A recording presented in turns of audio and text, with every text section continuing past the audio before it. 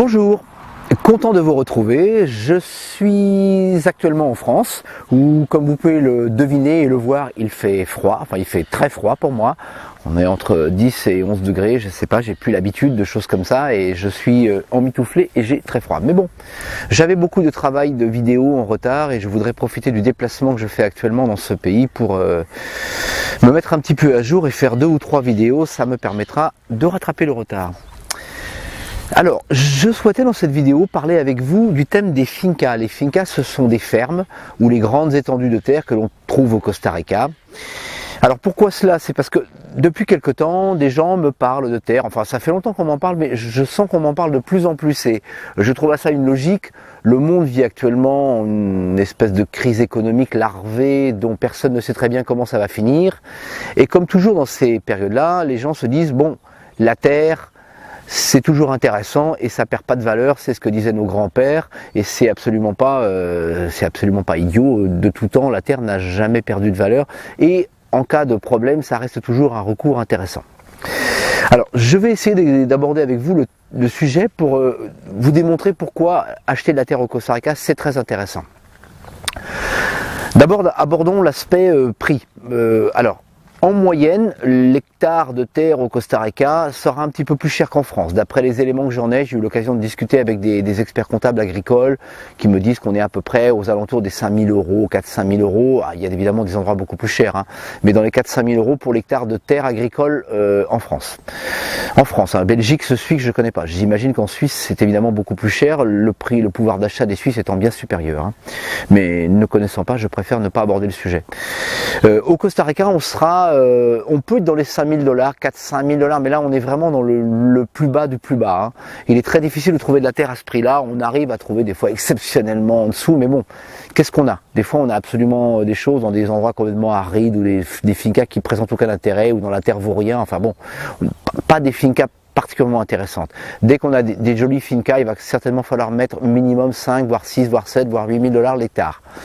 Alors vous dites, oui, c'est beaucoup plus cher qu'en France, quel intérêt? L'intérêt, c'est qu'au Costa Rica, la terre n'est pas seulement agricole, elle est à la fois terre agricole et à la fois terre à bâtir. Vous pouvez tout à fait construire votre maison et construire des choses dans une limite, mais enfin une limite que vous n'atteindrez certainement jamais, hein, à part de faire un château avec 300 maisons, enfin bon, les limites sont bien plus élevées que de votre pouvoir de construction habituel. Donc on peut construire sur les fincas au Costa Rica, et si on n'enlève pas un hectare de forêt pour ça évidemment, hein. Mais la plupart des fincas sont composés de prairies, de parts de bois, donc sur la partie prairie on peut tout à fait construire. Donc voilà, on n'est pas tout à fait dans une comparaison égale avec la France, puisqu'en France c'est de la terre agricole, ici c'est de la terre agricole et à bâtir en même temps. Ça c'est le premier aspect. Le deuxième aspect, c'est l'aspect imposition. Ce que vous appelez vous la taxe foncière, elle sera évidemment bien inférieure au Costa Rica à ce qu'elle peut être en France en règle générale. Donc ça c'est deux premiers aspects, le prix d'achat, la fiscalité. Maintenant voyons voir l'aspect intérêt d'avoir de la terre au Costa Rica.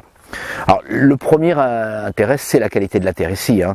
Le Costa Rica a été baptisé comme ça par Christophe Colomb, paraît-il, nous dit la légende. Alors, une légende ou une histoire vraie, je ne sais pas, j'y étais pas, ni vous, pour le vérifier. Il semblerait que Christophe Colomb, en découvrant la terre qui aujourd'hui s'appelle le Costa Rica, aurait baptisé cette terre la côte riche, donc la Costa Rica, la côte riche, parce que il s'est rendu compte d'une fois que tout poussait et que vous laissez tomber un noyau, vous avez un arbre 5 ans après. C'est juste impressionnant, quoi. Donc on a la chance de vivre dans un pays où on ne peut pas mourir de faim, à part explosion nucléaire. Le Costa Rica est un pays où tout le monde peut vivre de la terre. Et d'ailleurs c'est ce qui se passe, c'est pour ça que vous ne verrez pas d'extrême pauvreté au Costa Rica. C'est pas seulement parce qu'il y a des programmes sociaux, c'est aussi parce que la plupart des gens vivent quand même à la campagne, où ils ont un petit lopin de terre, où ils ont 3 poules de canards et qu'ils ont à manger. Voilà, parce qu'ils plantent tout ce qu'ils peuvent planter. Alors ça c'est un énorme intérêt évidemment. Alors évidemment, suivant les régions du Costa Rica, vous ne planterez pas les mêmes choses. Si vous plantez des ananas dans le Guanacaste, vous risquez fort des ananas tout rikiki s'ils daignent pousser. Hein. Ou de la fraise dans le Guanacaste, il fait beaucoup trop chaud pour y faire de la fraise. Il faut aller au Poas, il faut aller vers les endroits les plus frais du pays pour faire de la fraise. Voilà, mais dans l'ensemble, on peut cultiver énormément de choses dans ce pays-là. Le deuxième intérêt, c'est qu'on est un pays qui est riche, qui est très riche en eau, en ressources hydriques. On est réputé pour ça, même si en certaines périodes de sécheresse, il y a des régions qui peuvent souffrir d'un manque d'eau, mais c'est certaines régions, ce n'est pas le pays. Vous allez dans les volcans, vous allez vers le lac Arenal, on a des réserves d'eau absolument incroyables. Pour ça, le Costa Rica a eu cette chance de bénéficier de ressources hydriques énormes. Donc, pas de problème d'approvisionnement en eau. Vous pouvez tout à fait avoir une finca qui a une rivière ou qui possède un ruisseau, ou tout simplement une finca qui a une source d'eau ou deux, encore mieux, et des sources qui ne se sèchent pas. Donc ça vous donne une autonomie en eau. Mais dans le pire des cas, n'ayant pas ça, vous avez en général l'eau, pas forcément l'eau de la ville, dans les régions éloignées, mais ce qu'on appelle l'eau des asalas, c'est-à-dire des rassemblements d'habitants locaux qui constituent une petite association qui va gérer l'eau d'une source qui appartient à une finca. Voilà, on découvre une source qui est une très bonne source. Cette source va servir à approvisionner la population. Donc on a, de par cette solution-là, la possibilité d'avoir de l'eau aussi, même si là on n'est pas complètement autonome puisqu'on dépend aussi d'une association locale. Mais bon, il n'y a pas de problème. Moi, j'en ai dans certaines de mes fincas. Si dans d'autres fincas j'ai des sources, dans certaines fincas je dépends de la SADA locale et ça ne me génère pas de problème. Par contre, ils sont un petit peu réticents à laisser les gens faire n'importe quoi. Si vous avez 50 hectares, vous arrosez tous les jours, je pense qu'ils vont pas être d'accord parce qu'ils ont peur qu'il n'y ait plus assez d'eau après pour l'ensemble de la population. Voilà, mais pas de gros problèmes en eau au Costa Rica en règle générale. Le troisième intérêt, c'est évidemment la possibilité d'être autonome en électricité. Alors ça, au travers de trois sources, les trois sources les plus classiques. Soit pour certains un petit barrage hydro-hydraulique, mais ça nécessitera d'avoir une certaine profondeur d'eau et surtout un certain débit, un courant. Donc ça n'est possible que vraiment là où il y a des torrents de montagne. Donc c'est quelque chose qui n'est pas énormément utilisé dans le pays, mais ça peut exister. Ça peut exister. On trouve des systèmes au Costa Rica permettant d'avoir un petit barrage hydraulique personnel. La deuxième solution serait l'éolienne. Alors on n'est pas un pays qui est très vanté, à part autour du lac Arenal, donc je pense pas que l'éolienne soit viable. Elle peut être viable en appoint pour faire marcher une petite chose de base, mais on va pas avoir l'électricité d'une maison qui va être fournie par une éolienne. On n'aborde pas suffisamment le vent, et puis là ça coûterait trop cher, je pense. Par contre, ce qui semble évident en Costa Rica, c'est évidemment l'énergie solaire. On est dans un pays qui est ensoleillé 12 mois sur 12, et pas toute la journée, mais presque. On peut avoir des plages où il n'y a pas de soleil en hiver, mais enfin ces plages sont extrêmement réduites dans l'ensemble de l'année. On a un taux d'ensoleillement qui n'a aucune commune mesure avec l'Europe. Alors de plus, nous trouvant au plus proche de l'équateur, on peut avoir des panneaux solaires qui sont très peu inclinés, de l'ordre d'à peu près 15 degrés en moyenne, c'est-à-dire un panneau solaire qui est quasi à plat. Ça lui permettra donc, attendez, excusez-moi, parce que je perds le truc du micro. Ça permettra donc à ce panneau solaire de recevoir de l'électricité quasi les 12 heures de la journée, puisqu'on a à peu près 12 heures de jour au Costa Rica. On peut considérer qu'on arrive à un taux de charge et d'ensoleillement pour ce panneau solaire qui sera voisin des 100%. Et sachant qu'il y a du soleil quasi toute l'année, parce que même en hiver, à part jours exceptionnels où le soleil ne sort pas, mais ça c'est vraiment extrêmement rare, il y aura toujours des plages de soleil dans une journée. Et vous savez aussi bien que moi qu'un panneau solaire fonctionne même quand il n'y a pas de soleil, mais évidemment il fonctionne moins bien. Donc l'énergie solaire est quelque chose de très pratique au Costa Rica. Ce n'est pas donné. Ce n'est pas encore extrêmement démocratisé. Il n'y a pour l'instant pas d'aide pour acquérir du solaire en dehors du fait que les banques prêtent très facilement des prêts très avantageux pour les gens qui veulent installer du solaire chez eux. Donc ça c'est agréable, mais bon, il faudra de toute façon que vous soyez résident si vous voulez avoir accès à un prêt bancaire. J'en ai parlé dans d'autres vidéos. Donc c'est déjà pas dans un premier temps. Dans un premier temps, vous pouvez acquérir par vous-même le matériel, ça pose pas de problème, mais si vous n'êtes pas résident, vous n'aurez pas accès à un prêt bancaire. Donc, vous voyez, au Costa Rica, je considère qu'aujourd'hui, on est face à un pays qui présente d'énormes intérêts, aussi bien pour le prix d'acquisition qui n'est pas délirant, de la fiscalité qui est extrêmement favorable, de la terre qui est plus que riche, l'eau qu'on a en quantité. Je pense que vous savez que les ressources hydriques du Costa Rica sont absolument énormes.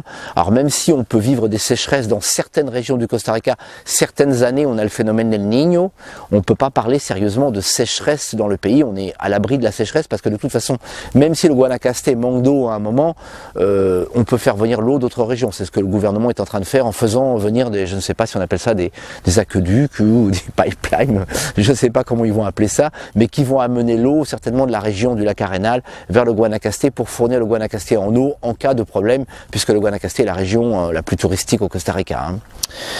Donc on n'a pas de problème d'eau, on a un taux d'ensoleillement qui est absolument énorme, donc grâce à l'ensoleillement tout pousse, les fruits évidemment sont très bons puisqu'on a du soleil, et puis on peut l'utiliser pour avoir son énergie propre dans la maison. Donc vous voyez là, vous mesurez là bien les intérêts du Costa Rica en termes d'autonomie pour ceux qui décident d'avoir une ferme autonome où ils sont chez eux, ils cultivent, ils ont leur maison et ils ne dépendent quasi pas de l'extérieur, tout du moins pas pour ce type d'approvisionnement. Par la suite, il est très simple de monter une entreprise agricole au Costa Rica. Ce n'est pas quelque chose de compliqué, vous n'aurez pas les contraintes que vous avez en Union Européenne. Alors, si vous voulez exporter votre production vers l'Union Européenne, ben oui, vous dépendrez bien évidemment des législations européennes pour pouvoir rentrer sur les marchés. Donc à ce moment-là, il faudra remplir tout ce qui est demandé, qui n'est évidemment pas facile, mais je connais, je pratique, c'est pas facile, mais c'est pas non plus impossible à faire. Par contre, si vous restez sur le marché local et vous vendez votre production au niveau local, c'est excessivement simple. Hein. Les formalités sont vraiment réduites au minimum, il n'y a absolument pas de problème. Si vous produisez bio, c'est encore mieux. Voilà, donc j'ai un petit peu résumé la situation, de l'intérêt d'acheter une finca. Je vais dans les jours qui viennent, c'est pour ça que j'étais un petit peu bloqué parce que j'avais plusieurs vidéos qui étaient prêtes avec des fincas, mais je voulais d'abord faire la vidéo de base pour essayer d'expliquer aux personnes que ça intéresse, l'intérêt d'acheter de la terre au Costa Rica, en Amérique centrale. Voilà, on a quand même de très nombreux avantages, comme je l'ai dit, le climat, la facilité à être autonome, les législations, les impôts, qui nous permettent aujourd'hui, sans parler des aspects successoraux et transmission dont je pourrais parler dans d'autres vidéos, mais ça ferait l'objet d'un autre débat.